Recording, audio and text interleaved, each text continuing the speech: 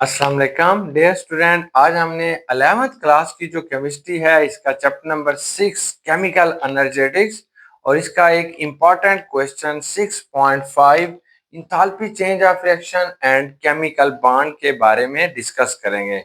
ये जो chemical bond है या ये जो इंथैल्पी चेंज ऑफ रिएक्शन ये आपके पास ऐसे ही आएगा शॉर्ट क्वेश्चंस के तौर पर। What is enthalpy change of reaction, तो आपने बताना है किसी भी रिएक्शंस के अंदर इंथैल्पी के अंदर क्या तब्दीली आती है एंड केमिकल बॉन्ड जब वो केमिकल बॉन्ड बन रहा होता है। सबसे पहले बात ये होती है कि केमिकल बॉन्ड आखिर क्या चीज है। तो बच्चों ये जो केमिकल बॉन्ड होगा ये represent a form of energy. Chemical bond भी एक एनर्जी की एक शक्ल होती है और इसके अंदर जो एनर्जी पाई जाती है या इसके दौरान केमिकल बॉन्ड के अंदर जो एनर्जी बेटा पैदा होती है that is known as a chemical energy.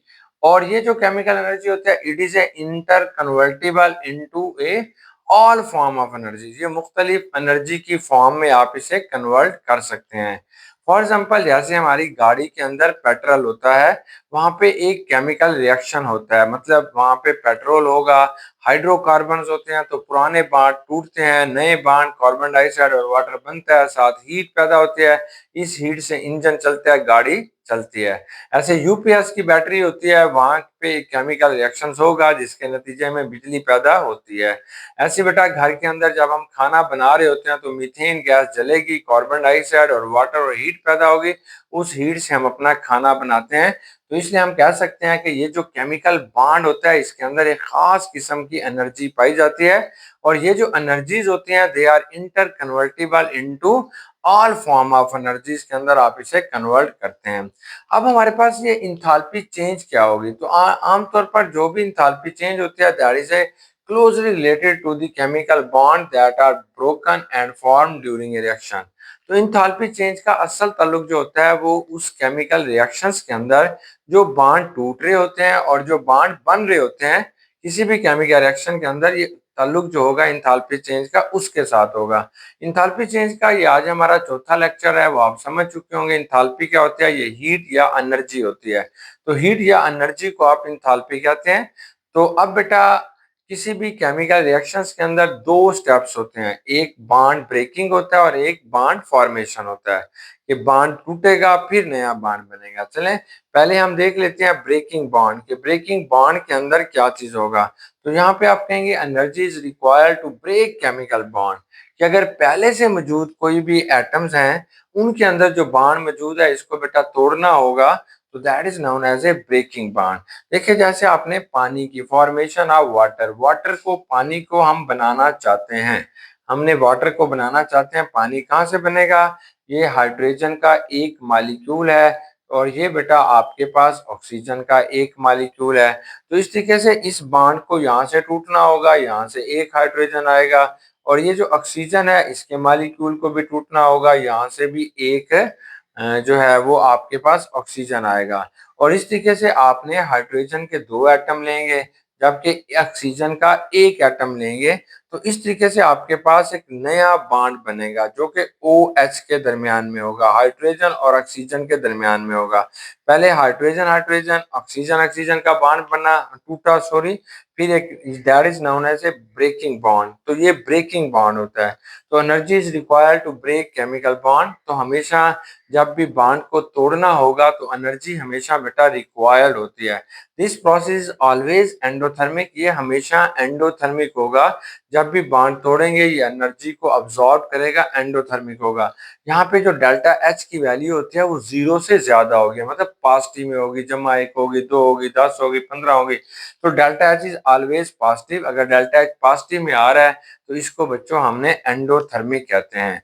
अब बॉन्ड फॉर्मेशन, जब ये दोनों बॉन्ड टूट गए, मतलब हाइड्रोजन हाइड्रोजन से अलग हो गया, ऑक्सीजन ऑक्सीजन से अलग हो गया, तब हमारे पास ये नए बॉन्ड बनेंगे।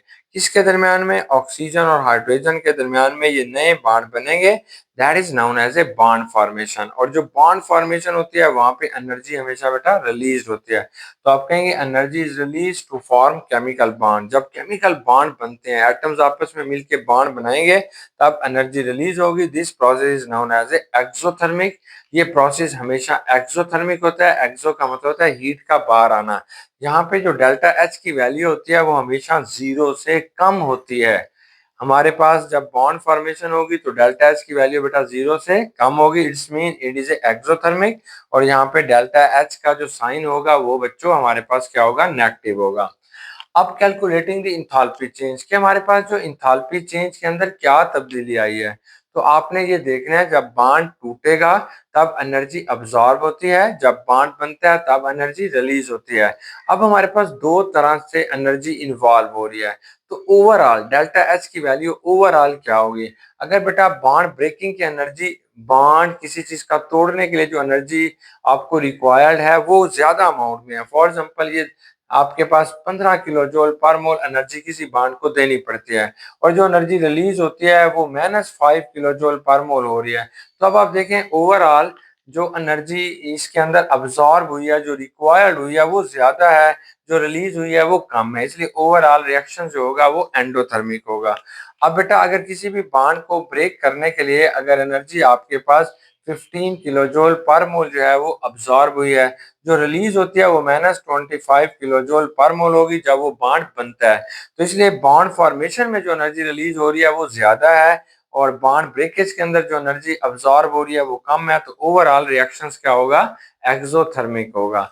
तो ये जो हमारे पास इंथाल्पी चेंज है वो आपको बताती है कि by using the bond energies को यूज करके आपको ये एस्टिमेट लगा के देती है कि ओवरऑल ये रिएक्शन जो होगा वो एक्सोथर्मिक होगा या बेटा एंडोथर्मिक होगा। देखिए जैसे डेल्टा एच होगा, डेल्टा एच किसके बराबर होगा, ये समेशन होता है, सम कर लीजिएगा एनर्जीज ऑफ बॉन्ड ब्रोकन, यानी कि जितनी भी बॉन्ड एनर्जीज होती हैं जो कि बॉन्ड ब्रोकन के लिए, बॉन्ड तोड़ने के लिए आपको जरूरत होती है, minus summation of total energies of bond form, और जो आपके पास एनर्जीज बॉन्ड बनाते वक्त रिलीज हुई हैं उसको बेटा बॉन्ड ब्रोकन में से नफी करेंगे, तो जो जवाब आपके पास आएगा वो फिर डेल्टा एच डिसाइड करेगा कि ये एक्सो है या एंडो है। या इसे दूसरे लफ्जों में हम कह सकते हैं कि ये जो इंथाल्पी चेंज होगी that is equal to the energies of summation of energies of reactant minus summation of energies of product, फिर डिसाइड होगा कि आया कि ये रिएक्शन जो है वो एक्सोथर्मिक है या बेटा एंडोथर्मिक है। हमारी बुक के अंदर यही फॉर्मेशन ऑफ हाइड्रोजन वाटर दिया गया है, तो बेटा ये हमने हाइड्रोजन हाइड्रोजन का बॉन्ड तोड़ेंगे, ये एंडोथर्मिक होगा, ये एनर्जी अब्सॉर्ब करेगा। ऐसे ऑक्सीजन ऑक्सीजन का बॉन्ड भी तोड़ेंगे, ये भी आपके पास एंडोथर्मिक होगा। जब ये OH बॉन्ड बनेगा, ऑक्सीजन और हाइड्रोजन के दरमियान में ये बॉन्ड बनेगा, तो ये बच्चों एक्सोथर्मिक होता है, यानी यहाँ पे एनर्जी जो होती है वो रिलीज होगी, एक्सोथर्मिक होगी। अब ओवरऑल इसका क्या होता है, तो हमारे पास ये डेल्टा एच बराबर है ये एनर्जी ऑफ रिएक्टेंट, ये जो बॉन्ड एनर्जी रिएक्टेंट की होती है माइनस ये जो बॉन्ड एनर्जी बेटा प्रोडक्ट की होती है। जब इसको देखा गया तो इसका ओवरऑल जो जवाब होता है, तो डेल्टा एच की वैल्यू जो होती है वो लेस देन 0 हो जाती है, तो ये बेटा आपके पास डेल्टा एच की वैल्यू जो होगी -285 किलो जूल पर मोल होती है, और ये आपके पास एक एक्सोथर्मिक रिएक्शन होगा, यानी यहाँ से हीट जो होती है वो इवॉल्व होती है, इसलिए बेटा हम इसे कहते हैं कि that is a exothermic reaction. अब हमने इसका पहला पहला सैंपल प्रॉब्लम को सॉल्व करना चाहते हैं। ये सैंपल प्रॉब्लम क्या है, 6.1 है। ये हमें बताना चाहता है कि by using the following enthalpy bond energy data, कि आपको ये बॉन्ड एनर्जी जो है वो एक केमिकल रिएक्शंस की दी जा रही है, फिर आप बताओ कि इसकी ओवरऑल इंथाल्पी चेंज क्या होगी, रिएक्शन इज गिवन। रिएक्शन क्या है, ये बेटा H2 है, ये गैसियस स्टेट के अंदर पाया जा रहा है, प्लस बच्चों इसके साथ आपने ऑक्सीजन का रिएक्शन कराना है, ये भी गैसियस स्टेट के अंदर है, तो it can be form water, ये आपके पास लिक्विड वाटर बनाएगा, और आपने ये बताना है कि इसकी इंथाल्पी चेंज जो होती है वो कितनी होगी। ये वाटर भी सॉरी बेटा गैसियस स्टेट के अंदर ही पाया जा रहा है। अब इसने इसकी हमें मुख्तलिफ एनर्जीज बताई हैं, इंथाल्पी चेंज बताई हैं। पहले पहले जो आपको बता रहा है वो हाइड्रोजन हाइड्रोजन की इंथाल्पी चेंज है, तो ये कितनी है कि अगर इस बॉन्ड को आप ब्रेकअप करोगे तो ये 436 किलो जूल पर मोल आपके पास ये आएगी।